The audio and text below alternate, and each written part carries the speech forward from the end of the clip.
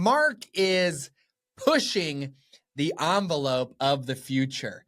First with Bitcoin, then into the realm of DeFi and tokenization, and finally into AI, AGI, robots. Holy smokes.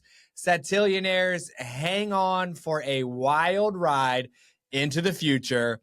Here's Mark. Welcome to Sat Chats, the Bitcoin podcast where we chat about sats. Sats are the smallest part of a Bitcoin, the same way pennies are the smallest part of a dollar.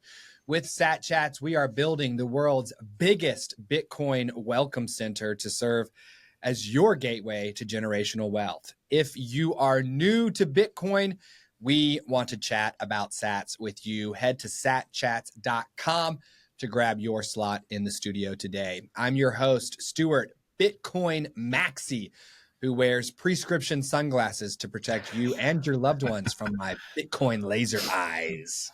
And I'm your co-host, Chris, founder and CEO of Ithaca Hummus. You see that? And proud multi-coiner, Bitcoin smash buyer. Go to YouTube, smash the subscribe button, because if you do, and you become one of our first 1,000 subscribers, you will be entered for your chance to win 1 million sats, courtesy of Sat Chats. 1 million! Satillionaire, instantly, overnight, just like that. All you got to do is subscribe on YouTube. Also, when we hit 1,000 subscribers on YouTube, we will be launching a live show Friday morning, 10 a.m. Eastern Standard Time. Do not be subscriber number 1001. Today, we have got Mark in the studio today.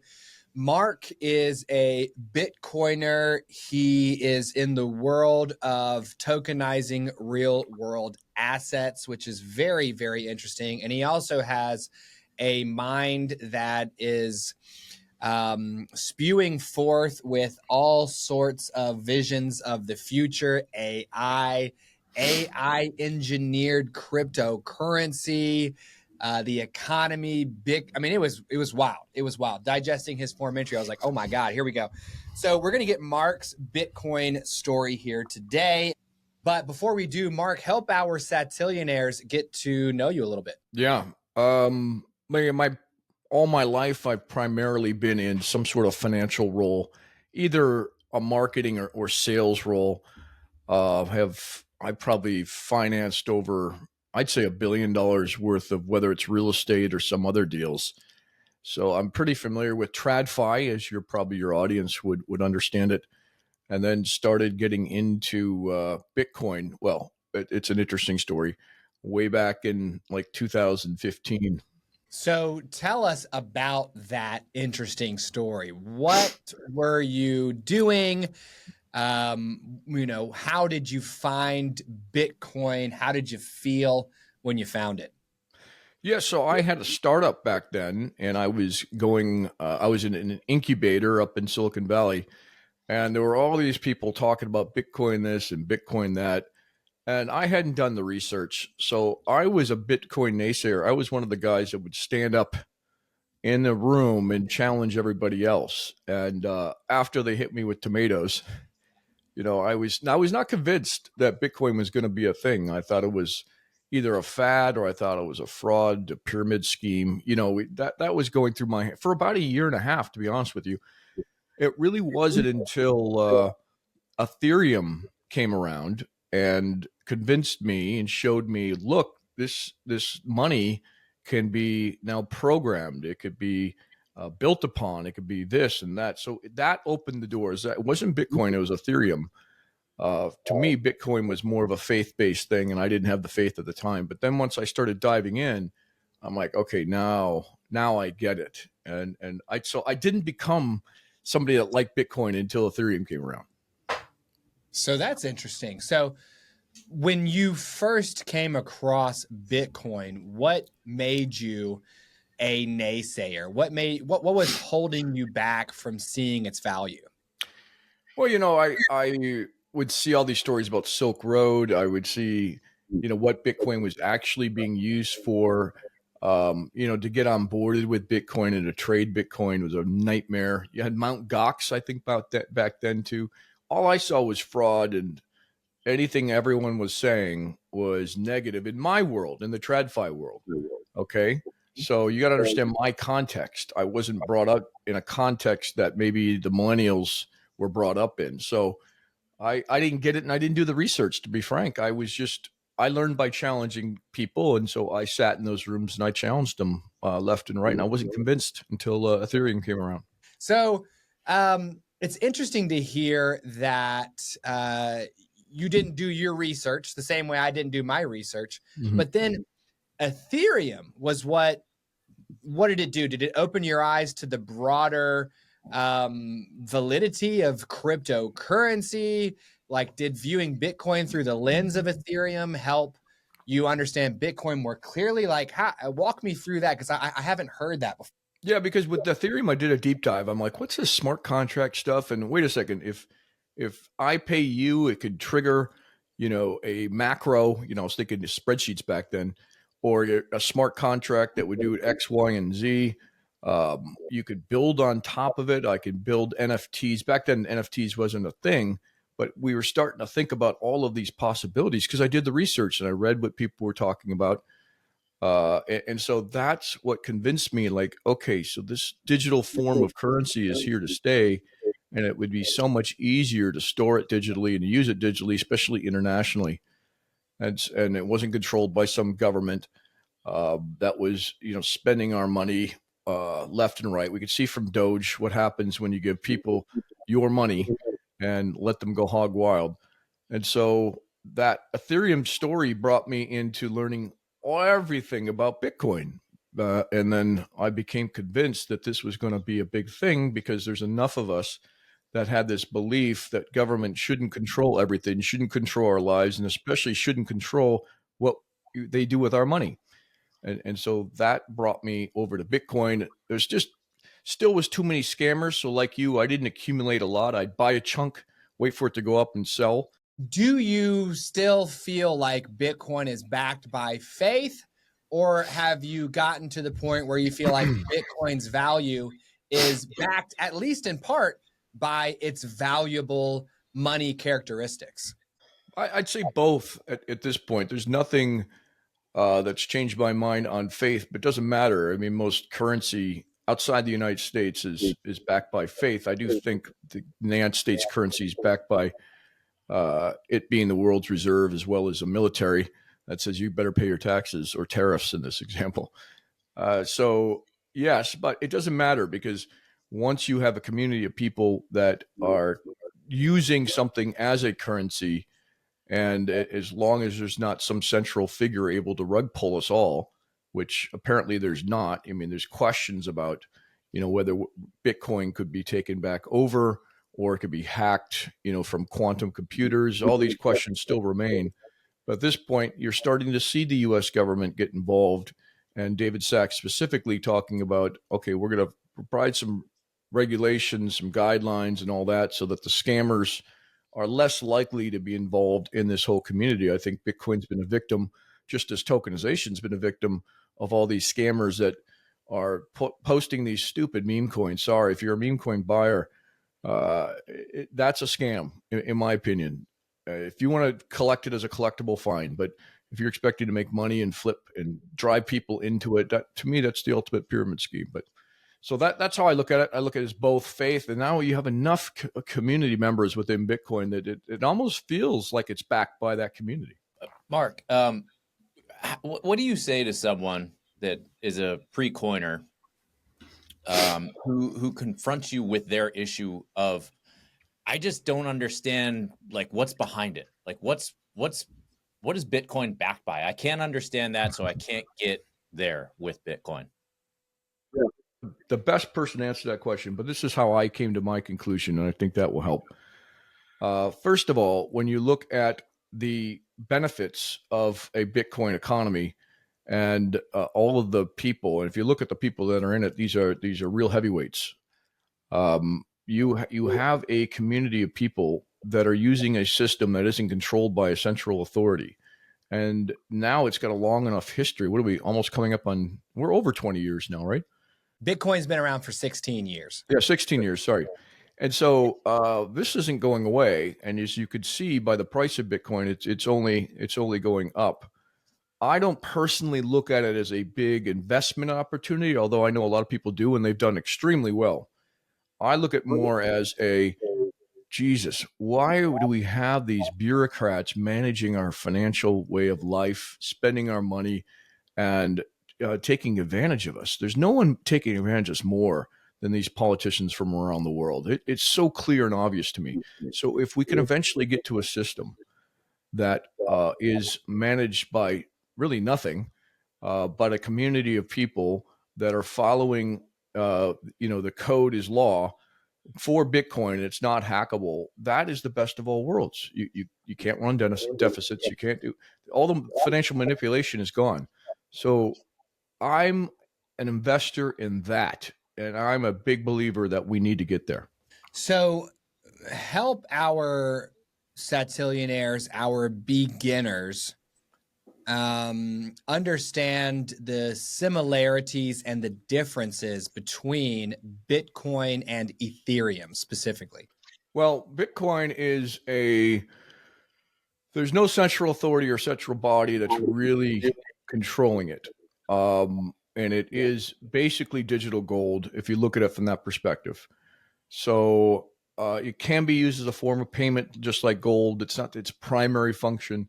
There are, some projects that are built with Bitcoin or I guess on top of Bitcoin. I don't like to look at it that way. Maybe side chains. But I think its primary use is kind of a form of gold that helps build and create wealth. And hopefully eventually, you've got more countries like El Salvador that come in and use it as kind of a base currency. It isn't there yet, but or some sort of a wealth preserve, even better in my mind. When you look at Ethereum to me is like an operating system for digital currency. And unfortunately, Ethereum is not keeping up with some of the others like Solana.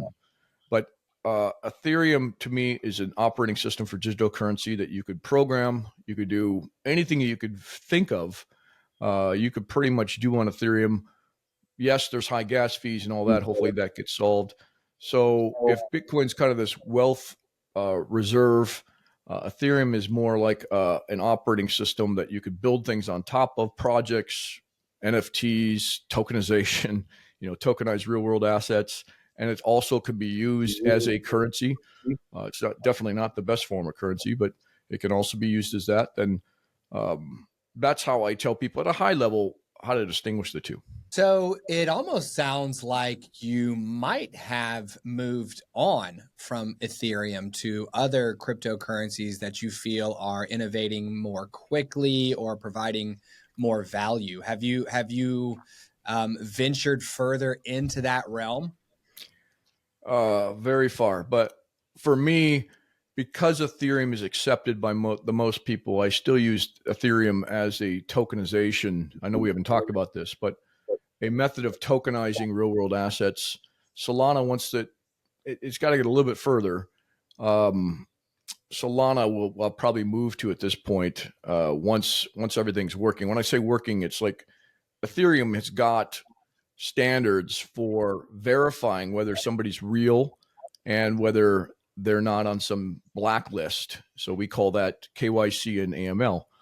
And it's very easy to do. And you can't transfer tokenized assets to a wallet that's been blacklisted or a person that's been blacklisted. So Ethereum makes that easy. That's not something I've seen you could do with Bitcoin, for example. Not to knock Bitcoin, but Bitcoin isn't the end all to be all. There are other use cases, a lot of them with other cryptocurrencies. So when you talk about tokenizing real world assets, can you tell us about that? Why would someone want to do that? What's the value proposition?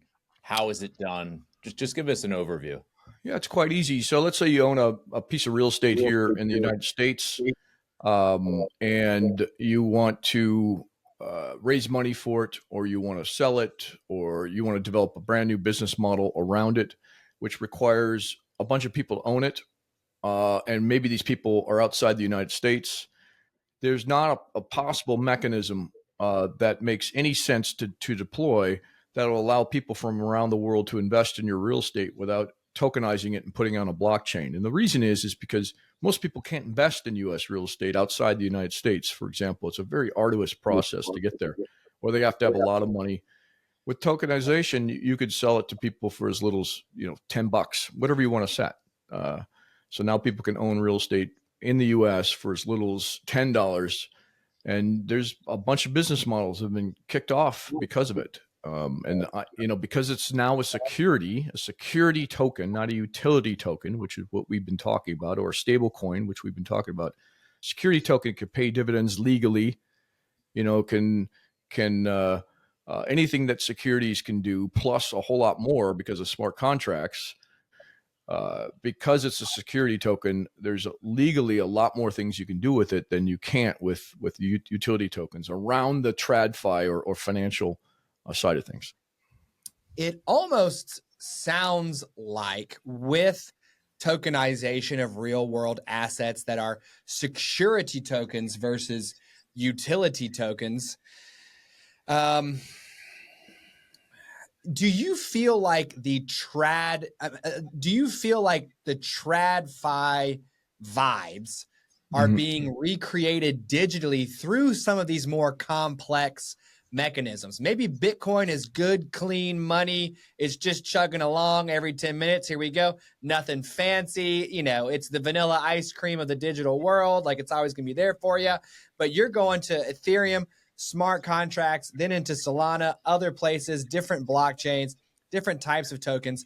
Do you feel like TradFi types are almost creating a digital TradFi of the future?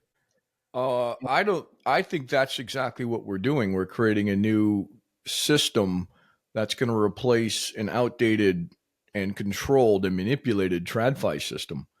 I definitely think that's where we're headed, and that's what's going to happen. It makes no sense to be on an old system in a digital world. And when we start throwing AI into this, which if you want to cover it, I'll cover it. But when you start throwing AI into this, makes absolutely no sense to stick with that. It will move. I don't know when it's going to happen. You've got governments from around the world that have been fighting it, including our own here in the U.S. But now with changing regulation, and I've got some ideas as to what they're going to do, you're going to see a lot of that happen. So yes, the answer is definitely yes. It's going to happen for sure.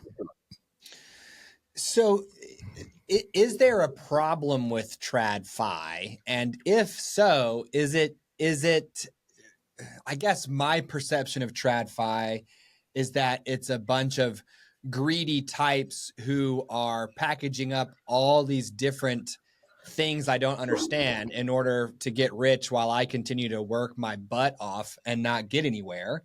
But is the problem with, if there is a problem with TradFi, is the problem that it can be manipulated through some form of centralization, whether that's the government or powerful corporations? And is this new digital fi going to like, if it's decentralized, if it's not controlled by anyone, is that whole world of stocks, bonds, and packaging up things and all, is there nothing wrong with that? There's just something wrong with the fact that it can be steered by someone.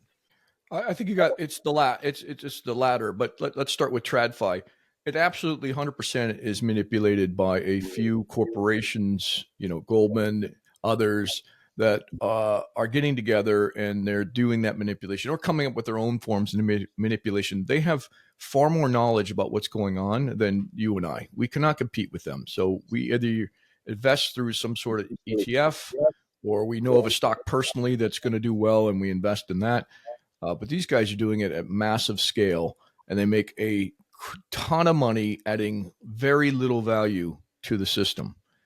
So, and it's not transparent. So if you go to what we refer as DeFi, where everything's transparent, everything can be tracked on chain, maybe not who's actually doing it, but even then we could probably figure it out.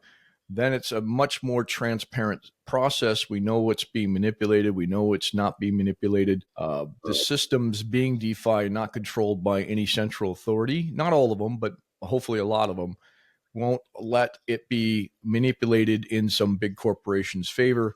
The little guy now has as much power as the bigger guy. So that is what we're all hoping for, to change the current system that is manipulated. It is controlled by top corporations, and the rest of us suffer as a result. So yes, that is what's going to happen. That's the big holy grail for us.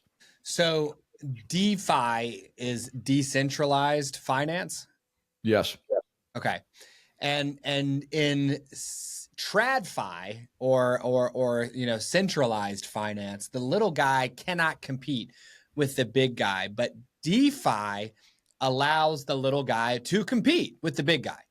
Well, it allows them to compete with the big guy, but also it gives them the transparency that, okay, so here's what the big guys are doing. Then I could change my strategy, or I could look at their strategy and adopt it. And I could tend to, base my decisions on an even playing field, not because I have a faster connection in New York City to the stock market, in order to manipulate these things and all the things that they have in process in place. They have all these programs, I'll keep it simple, that are doing automated trading, that you and I couldn't dream of putting together as individuals. You can do that with DeFi. And when we talk about AI, you could do it 24/7. Right now, the TradFi markets are limited hours and controlled again by big bureaucrats, whereas the decentralized markets are kind of these open markets that are very transparent, so very fair, that now you can be making your own programs, if you want to go that way, 24/7. And if you're smart, you're able to make money from it. DeFi is global, so opportunities, literally the world is now your oyster. So that's an even better benefit. Yeah. Why contain your financial upside to a single nation state's borders when you could be worldwide? I mean, the earth is not literally broken up. So why is your finance? Let's talk about that AI here, because I don't want to forget about that. But last question before we do, is Bitcoin part of DeFi? Yes, because you could stake your Bitcoin, borrow against it. There's quite a few things that you can do in a traditional sense. I'm sorry, a DeFi sense with Bitcoin. Most aren't using it as a stable coin, but you might not want to. You might want to use Bitcoin. It already is being used as a backing some of the loans that you might be taking out, or some of the other you might be giving out loans to people. So from that sense, yes. And I know there's other DeFi use cases around Bitcoin, but none others come to mind immediately. Go ahead. Quick question.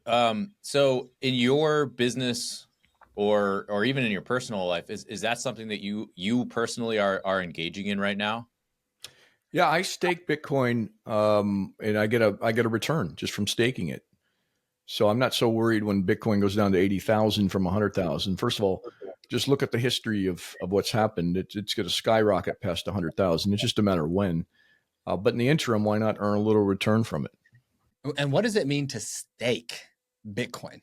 What does that mean? So stake just means you've locked it up in either a MakerDAO situation.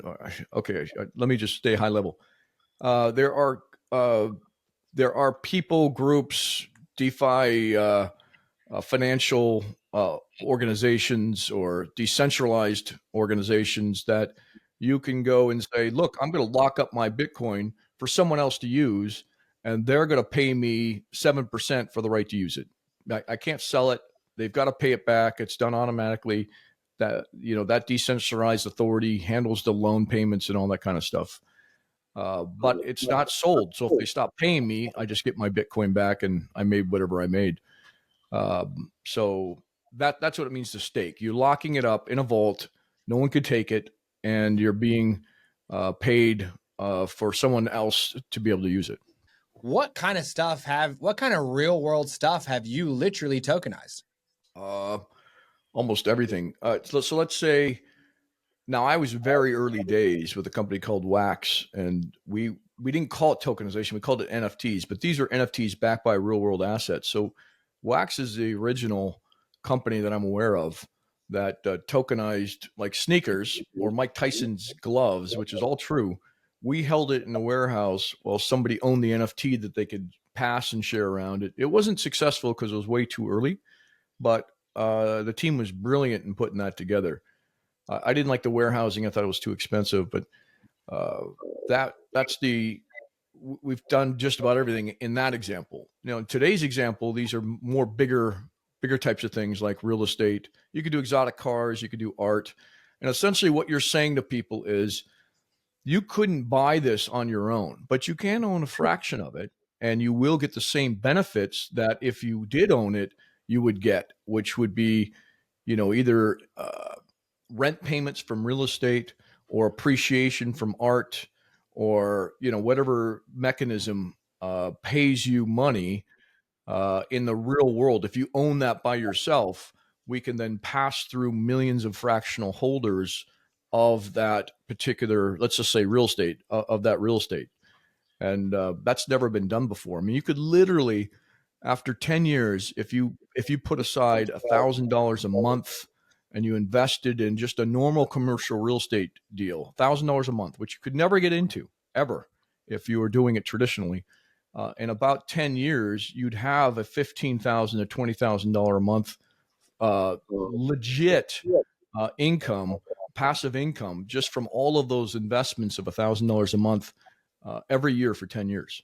It's a brilliant strategy to have a passive income in 10 years. If you're listening to this, you're Gen Z, you're a millennial, you can afford $1,000 a month. This is a great way to set yourself up for the future. I had a question. I think you just answered it for me, but so tokenizing real world assets. Another way to say that is to fractionalize the ownership of an expensive asset to make it more accessible to people who don't have the capital to buy the whole thing. Correct. Or crowdfunding is kind of like optimized crowdfunding. And my mind initially is like, okay, well, if I had $1,000 a month, I could do this, or I could just buy Bitcoin with it. Mm-hmm. The difference and what tokenized real world assets would give me that maybe something like Bitcoin doesn't is cash flow. Is that cash flow? Exactly. Now with Bitcoin, you could stake it and get cash flow, but you got to remember with Bitcoin, if the Bitcoin goes up, you're doing really well. And you're staking it, and you can do pretty well. I haven't done a 10-year analysis on. If you look at the last 10 years, you did extremely well. But history, it doesn't necessarily mean the next 10 will be the same. A lot of people are predicting that it will, but I don't know. But with real estate, we do know, because real estate's had a very, very long history, that not only will you get cash flow, but you'll get an increase in value in real estate. And if you look at the last 10 years of real estate, it's done pretty well as well. Not like Bitcoin. But remember, real estate's leveraged. So, your $10 that you put in is really $100 in terms of what the asset value return is going to be, because they're leveraging it. You take advantage of that leverage.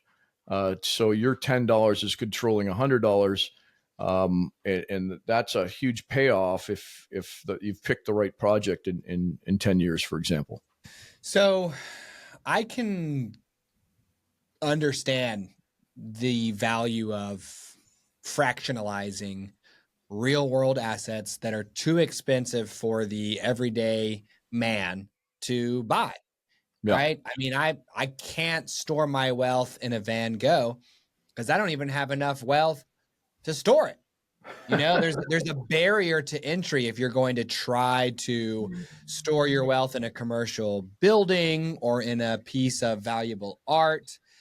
And for me, one Bitcoin broken up into 100 million Satoshis means that I can buy $10 worth of Bitcoin. And it's largely similar is what it sounds like.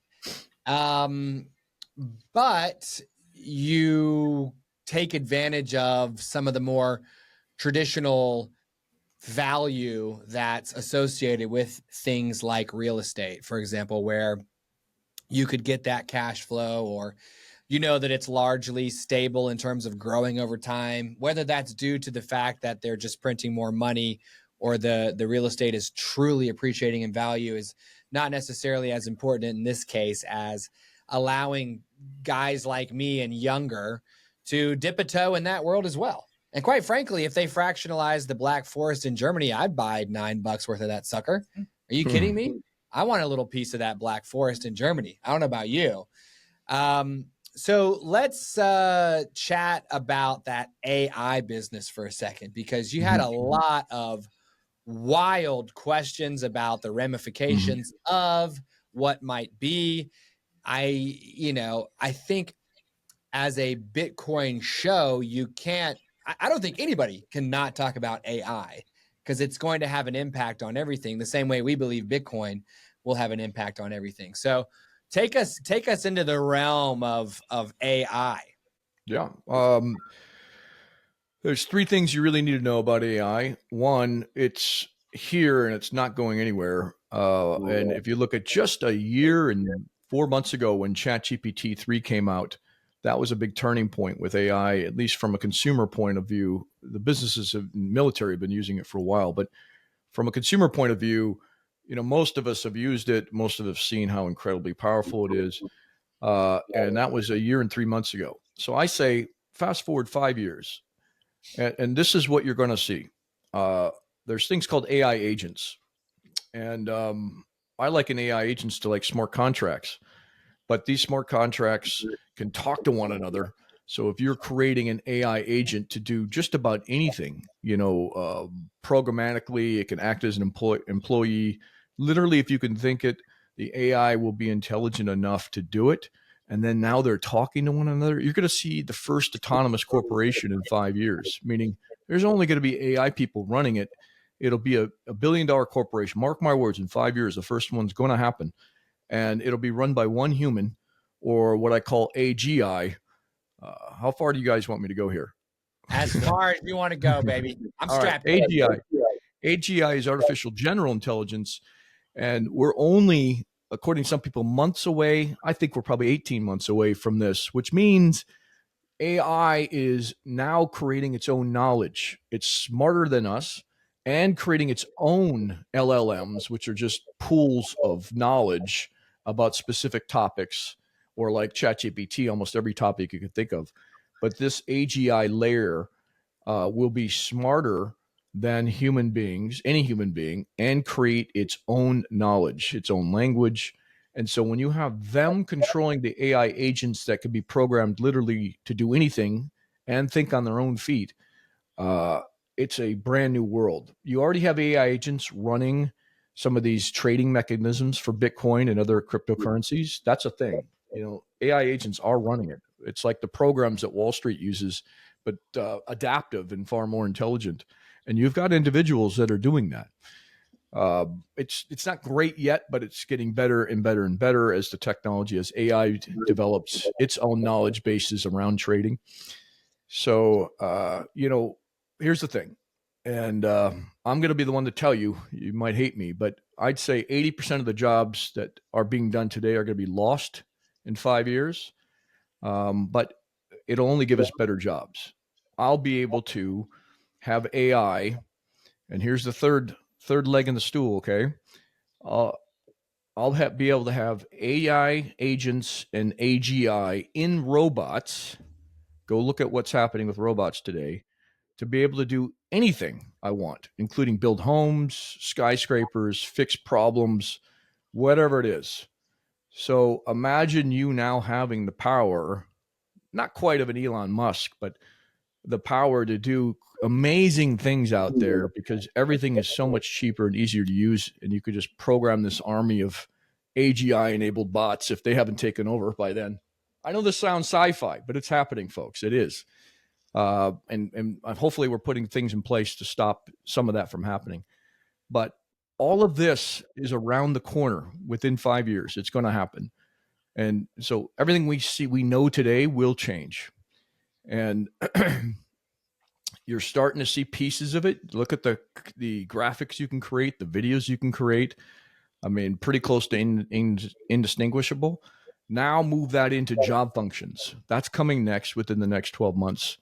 And then, as I said, an AGI layer that is smarter than us and creating its own knowledge and able to do goal setting. So you guys would say, hey, go build me a house.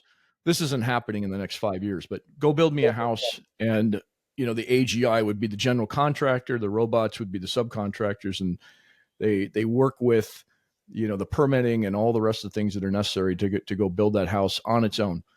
Source the materials, all of that's going to be done. That's just one example. Think of any job, and that's going to happen. That will happen within, I say, 5 to 10 years. So all this is coming, but it's all good news. I'll give you one last example. So with aging, right? We're all aging. I'm older than you guys, but imagine AGI. Again, this is the overlord, smarter than us, able to conduct 1 million experiments a minute, trying to reverse aging, and able to do that in a simulated environment, and then say, here are the best ones that make the most sense. Try these experiments, and then you have these AI robots or humans that are conducting these clinical trials with humans about reversing, aging. All of this is going to happen. That's within 5 years. So I don't know. It's a brave new world. So what do you do with that information, right? If you know it's coming, what do you do with that information when you talk about Bitcoin and blockchain? I mean, start imagining what's possible. If 80% of today's jobs will be going away, at least in terms of a human doing them, yeah, what are we going to be doing? It's the best thing in the world. We're going to be able to control our own situation in terms of whatever it is that we want to do. Prices will all plummet. Robots will be farming, doing the manufacturing. Everything plummets. So now you have a situation where you could say, I used to be one cog in the wheel, but now I can control the whole wheel of whatever it is that I'm doing. So if you want to run your own corporation and have a team of AI agents and all that running it, you'll be able to. So I can't even imagine that world, but I know it's coming, unless governments, put a stop to it, which they might. But then there's always going to be people that have access to this technology that'll be able to push beyond it. So we're already a digital world. Imagine a digital world powered by something smarter than us, and able to control millions of AI agents like that. You tell me. I have no idea what's going to happen long term. I'll just know our jobs we'll have king level abilities in 5 years, king level, unless it's stopped by something. I have wondered, Mark, whether the advent of AI, AGI, robots does create a scenario where I can no longer effectively earn. And so I need to stack as much Bitcoin as possible so that by the time I'm no longer needed, because an AGI can just make a Stuart Bitcoin Maxi, it can just make a Chris Smash Buyer, and then it can just make a virtual video of us sitting here. Well, they can do that today. You know what I mean? I'll be sitting on a stack that is big enough to where the purchasing power of Bitcoin will skyrocket, and me and the generations to come will live off of my little, I mean, in real terms, it's like I'm stacking dust, but it'll be monumental by then. And people who don't have Bitcoin will go into this age without any resources and no ability to earn any resources. Do you see that coming, or are you more like, hey, things are going to change, but jobs. I mean, for example, the Pony Express, the guy that used to run mail by horseback as quick as possible. Yes, he went away when the train came along, but it's fine. We were able to do more faster. It's better. You know what I mean? Like, is it a good thing? Is it a bad thing? Like, are we going to be able to earn money? What's going on there? Yep. We'll definitely be able to earn money. I'm hoping Bitcoin is kind of the let's say, maybe not currency, but maybe it's the financial system is run on Bitcoin, at least in part. I know Ripple's trying to position itself for that. Believe me. So I'm hoping that's what the currency system is, or the reserve system, or something like that, because it's already digital. Why would we deal with fiat from 200 different countries from around the world when you have a digital currency that makes way more sense in an AI world that I just described? So that will happen. I can't tell you which one will win out, or maybe it's a couple of them. But that's my hope, right? And that's why I'm so excited about blockchain, cryptocurrency, and the rest of this, because it matches this new world that's coming. And part of it's already here. In terms of jobs, I think we'll all just have better jobs and the ability to make money by controlling our own little business or corporation, whatever. The trick will be to train these AI agents in specific niches that no one else can touch, or even ChatGPT type of, or Claude, Anthropic, what they're doing. So it's to train your own AI agents to do something only that AI agent can do and no one else can do. So that's how I would make money in the next 5 years. The problem is with AGI, they're going to be able to lap you a million times over in just a minute. They'll be so much smarter than us. And that's just one. There's unlimited amounts of AGI you can create that's working nonstop 24/7. So I wish I could answer your question. But the next 5 years, the winners will be not the people that are doing traditional jobs. It's people like you and I that are using AI ourselves. We get better at AI and training AI for specific things that we're doing. So I can give you a 5-year roadmap, but beyond that, it's impossible to say. It really is.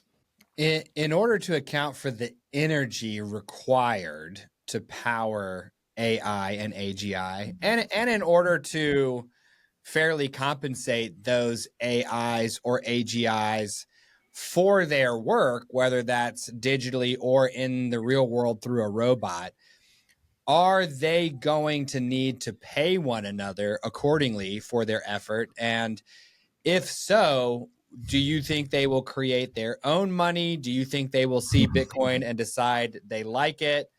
What's your take there? Wow. You're going further than I have.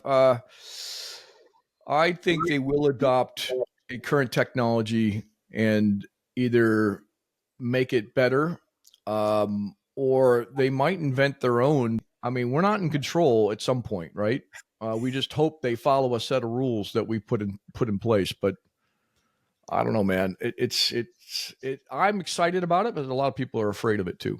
And for the record, for the Satillionaires out there who are watching on YouTube, or they're driving around on Spotify and feeling very concerned right now, I also feel like this is good. I read Isaac Asimov's collection of short stories called I, Robot. Right. And the end of that book is excellent. The AI, the AGI, they figured it out, because you know who really sucks? Humans. Yeah. Right. We're really nasty. Yeah. We're really nasty to one another. And they have figured it out, and they've minimized our suffering to the maximum extent possible. And if you read that story, you'll see they effectively optimize the human race. So it's all good. Stay humble, stack sats. Do learn as much as you can about AI, how to work with AI, how to leverage it. Yeah. Go have some fun with it. There's so much more in terms of Bitcoin, the wider world of DeFi, and the brave new AI world. There's no way we'll be able to fit it all into one chat about sats. But we do ask each of our guests if they'd be willing to come back on in 9 months to give us an update on their Bitcoin baby, or in your case, an update on the wide world of DeFi, AI, and Bitcoin's role in it. Would you be willing to come back on? Well, I'd love to. And let's take this transcript. And if you're at home, take this transcript, run it through ChatGPT, and have it analyze what I just said and see if it agrees or disagrees. It's going to agree. So recognize that. Now, I can't give you a specific timetable, but in 9 months, it'd be great to kind of do that, right? Go back through the transcript to see what's looking like it's going to happen or not. AI agents will be much bigger than they are today in 9 months. And we might see the first, phase of AGI. We'll see. Okay, I like that. So let's do a recap real quick for our Satillionaires. We had Mark today on the show who came from the land of TradFi and discovered Bitcoin during his time in the startup incubator realm of Silicon Valley. Lots of people were saying Bitcoin, Bitcoin, Bitcoin, Bitcoin, Bitcoin, Bitcoin. And Mark was saying, nah. They were throwing tomatoes at him. They were throwing whatever they had handy. They're like, you're dead wrong. And it turns out Mark was wrong, but it took Ethereum, interestingly enough, and the smart contract kind of cryptocurrency application layer for Mark to be able to then go back to Bitcoin and say, well, hey, this has some really nice properties as well. And Bitcoin to Mark represents almost like a base layer store of wealth type thing, which I think is fine. I mean, I'll take that because I'm trying to store my wealth in fiat currency and it's not working. So if the only thing Bitcoin does is that, great. From there, Mark moved out into the world of DeFi, from TradFi to DeFi, and I'm sensing some thumbnail copy here, a decentralized financial world where there is transparency and where, sure, you still have big players, but little players have a chance to take advantage of the value that the world of finance offers. And one excellent example of that is this tokenization of real world assets where, hey, you might not have $400,000 to make a down payment on a commercial tower, or you may not even have $20,000 to make a down payment on a residential piece of real estate. But Mark, knows how to tokenize these assets so that you can buy $9, $18, $27 worth of that thing. And over time, your share of that real world asset starts to pay you dividends or interest or some of those things that you might not necessarily get if you're simply stacking Bitcoin and hanging out. Some of us are all about sats flow. Some of us are all about sats grow. You pick which one you want. But from there, we kind of dove into what's coming over the next 5 years with artificial intelligence, artificial general intelligence inside a machine, commanding separate artificial intelligences inside robot bodies that are building the home that Mark will then tokenize for you to purchase pieces of. Let's go. Come on. Let's go, dude. What we're going to do now, Mark, is we're going to make you an offer in exchange for your time and for your energy. But before we do, thinking that much about the future really burns a lot of mental calories. So we're going to take a bit of a brain break here, and we are going to taste some Ithaca hummus. Yes. Jalapeno Definitely. lime. So I'm going to serve as your taste buds here today, Mark. Okay, so we've got our Buy the Dip sponsor here at Sat Chats, and it's Ithaca Hummus. We are holding tryouts right now for a cracker or chip sponsor. Today, we've got Mary's Gone crackers. Organic Mary's Gone crackers. Gluten-free, vegan, whole grain. Let's give it a nice sturdy on the fat glob. No breakage there. Good break? Okay, Let's give it a roll. Yeah. Mm. So good. Wow. Okay. So is there like a sesame flavor in the cracker? It's like a toasted seed. Mm. Yeah. It's good. It's very good. And it's nice and sturdy. It just feels healthy.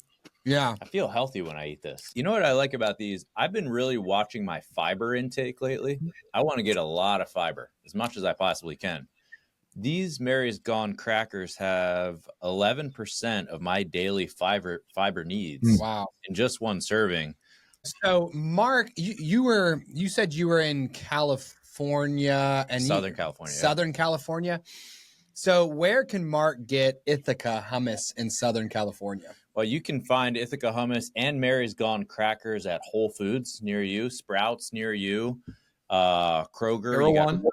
Erewhon for sure. Yep. Mhm. So maybe after the next time you go to the store, Mark, or the next time you have your specially trained AI fill out the order online for you, and then you send your rooted Tesla by itself to the store to then pop its own trunk and bring it back to you later.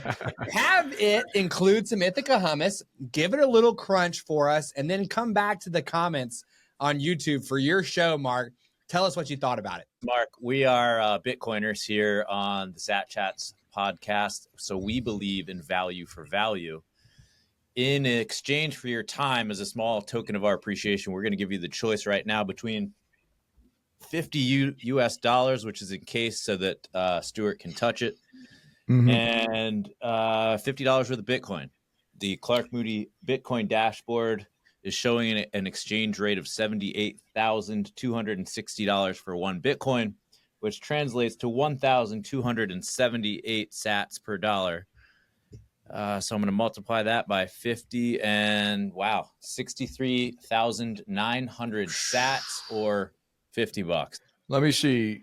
Fiat with inflation or Bitcoin with, the appreciation I know is going to happen. Definitely the Bitcoin. Anyone that chooses the dollar should be encased in whatever that $50 bill is encased in now. No one should be choosing that. Yo, let's go, dude. All right. My guy, Mark. 9, Paul. My guy, Mark, stacked the sats. And not only does he feel everyone should stack the sats, but if you take the cash, he's going to Han Solo. Yes, exactly. Like that carbonite, whatever that is, and fully just put you on the Millennium Falcon and take you to Jabba the Hutt. Get back in the corner, Ulysses S. Grant. Think about what you did. We're really happy that you stacked the sats with us here today, Mark. You are number 50, guest number 50, nice, clean, even, halfway toward number 99, Kristen, the in boss, my wife. You bring our scoreboard to 46 who have chosen sats, 4 who took the cash. We appreciate you, choosing the right side of history with us here today. Where do you store the 4 that chose the cash? Where are they stored right now? It over here. Collecting dust. Yeah, exactly. We have number 9, Paul, toiling away in a dark corner somewhere with tons of So this is the part of the show where we ask you satillionaires for your value in exchange for ours. Smash the subscribe button on YouTube. Be certain you are among the first 999 plus 1. To do so, you will be entered auto-magically into a million sats giveaway. We will be making one of you an instant satillionaire overnight. You'll also be contributing to our effort to unlock a live show Friday mornings at 10 a.m. Eastern. Mark will be in the chat live with us on YouTube, drinking his morning coffee because it'll be about 7 a.m. out there. He's going to be melting our faces off with predictions about the future and what it holds for us. It's going to be a great time. Hit us with the like, hit us with the 5 stars on Spotify. You can support us directly. Our on-chain Bitcoin and Lightning addresses are in the show notes. If you know what I mean by Lightning, you don't even need to go to the show notes. Just zap us your sats at satchats@getalby.com. Remember, SatChats is for educational purposes only and should not be construed as financial advice. Also, our guests' views and their incredibly futuristic views are their own. We'll see you on the next one, Satillionaires. Goodbye.